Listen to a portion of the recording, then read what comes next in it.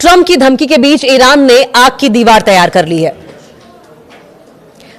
और इतनी गोलियां दागी हैं ईरान ने कि आसमान तक लाल हो गया।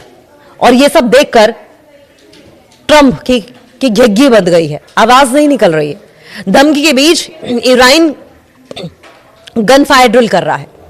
यूएस मिडिल ईस्ट के बेस से अब अपना बोरिया बिस्तरा समेटने लगा है। इस ड्रिल को देखकर, इस अग्रेसिवनेस को देखकर, ईरान की इस आक्रामकता को देखकर अब अमेरिका अपना बोरिया बिस्तरा समेट रहा है मिडिल ईस्ट से। ईरान में जिस तरीके से विरोध प्रदर्शन तेज हो रहे हैं और अमेरिका बार बार आग में घी डालने का काम कर रहा है, उकसाने का काम कर रहा है, अमेरिका की चेतावनी के बाद भी पर्शियन गल्फ कोस्ट और इराक अजरबैजान के बॉर्डर से लगे इलाकों में लाइव गन फायर का अभ्यास चल रहा है। डिफेंस एक्सपर्ट्स के मुताबिक इन मिलिट्री एक्सरसाइज में दुश्मन के विमानों को मार गिराने के लिए डिजाइन की गई एंटी एयरक्राफ्ट गन का इस्तेमाल किया जा रहा है। पिछले हफ्ते ईरान के एविएशन अथॉरिटी ने कम से कम 20 नोटिस टू एयरमैन यानी कि नोटम्स जारी किए थे, जिनमें पायलटों को साउथ और नॉर्थ वेस्ट ईरान में नामित डेंजर जाने से बचने की चेतावनी दी गई थी। ईरान ने अब एक ऐसी दीवार खड़ी कर ली है जो अमेरिका भेद नहीं पाएगा। ईरान ने बहरीन और कतर की ओर से मुंह किए अपने साउथ कोस्ट पर प्रभावी रूप से आग की एक वर्चुअल दीवार खड़ी कर दी है। अमेरिका के प्रमुख जहां मिलिट्री बेस हैं, इनमें से कई खतरे वाले क्षेत्र के पास हैं जो तेहरान से 150 किलोमीटर की डिस्टेंस पर है। कोम के पास तेल और गैस फील्ड्स हैं, एक्सपोर्ट्स और पोर्ट्स भी हैं। आपको बता दें कि एक्सरसाइज अगले हफ्ते के लिए भी जारी रहेगी। इनमें से कुछ एक्सरसाइज, कुछ अभ्यास पहले से ही चल रहे हैं। अमेरिका ने अपने सैनिक वापस बुलाने शुरू कर दिए हैं। अमेरिका भी ईरान से बढ़ते खतरे और क्षेत्रीय तनाव को देखते हुए मिडिल ईस्ट में अपने प्रमुख सैन्य ठिकानों से सैनिकों को वापस बुला रहा है और इसके लिए 14 जनवरी 2026 को एक बयान जारी किया गया था। उस बयान के मुताबिक एक अमेरिकी अधिकारी ने एसोसिएटेड प्रेस को यह बताया कि कतर में एक महत्वपूर्ण मिलिट्री बेस के कई कर्मियों को 14 जनवरी 2026 की शाम तक वहां से निकलने की सलाह दी गई है। यह घटना तब सामने आई जब अमेरिका की धमकियों के जवाब में ईरान ने कहा था कि उसने अमेरिकी सैनिकों की मेजबानी करने वाले पड़ोसी देशों को वार्निंग दी है, चेतावनी दी है कि अगर वॉशिंगटन हमला करता है तो वो अमेरिकी ठिकानों पर हमला करेगा।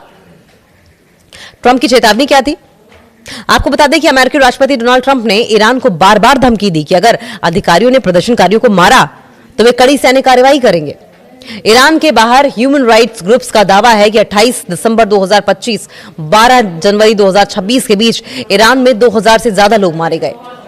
सोशल मीडिया पर सर्कुलेट हो रहे वीडियो में मुर्दा घरों और अस्पतालों में शवों को ढेर दिखाई दे रहे हैं।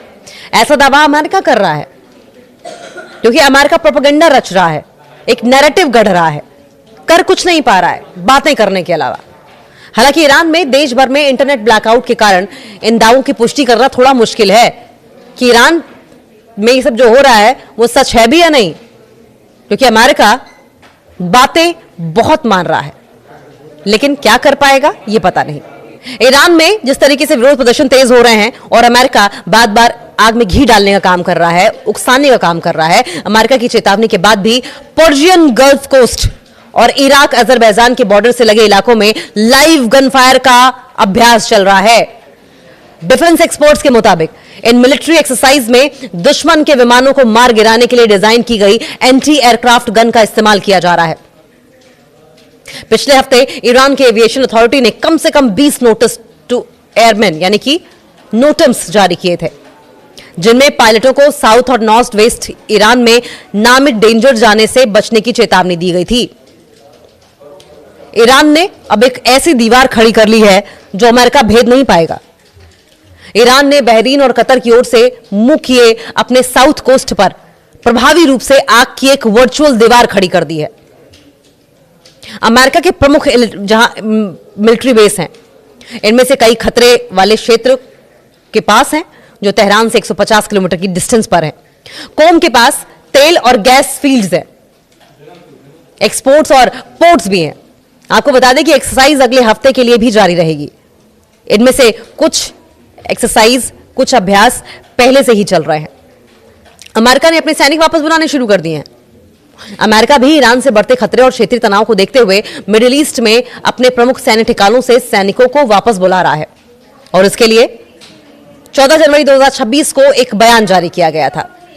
उस बयान के मुताबिक एक अमेरिकी अधिकारी ने एसोसिएटेड प्रेस को यह बताया कि कतर में एक महत्वपूर्ण मिलिट्री बेस के कई कर्मियों को 14 जनवरी 2026 की शाम तक वहां से निकलने की सलाह दी गई है।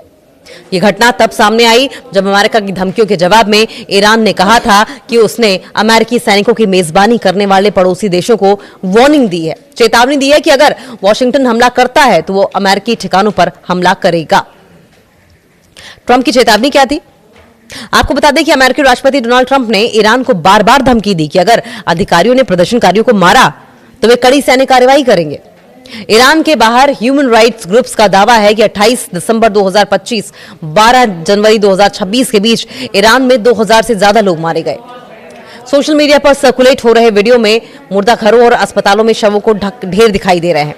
ऐसा दावा अमेरिका कर रहा है क्योंकि अमेरिका प्रोपेगेंडा रच रहा है, एक नैरेटिव गढ़ रहा है, कर कुछ नहीं पा रहा है बातें करने के अलावा। हालांकि ईरान में देश भर में इंटरनेट ब्लैकआउट के कारण इन दावों की पुष्टि करना थोड़ा मुश्किल है कि ईरान में ये सब जो हो रहा है वो सच है भी या नहीं, क्योंकि अमेरिका बातें बहुत मान रहा है लेकिन क्या कर पाएगा ये पता नहीं।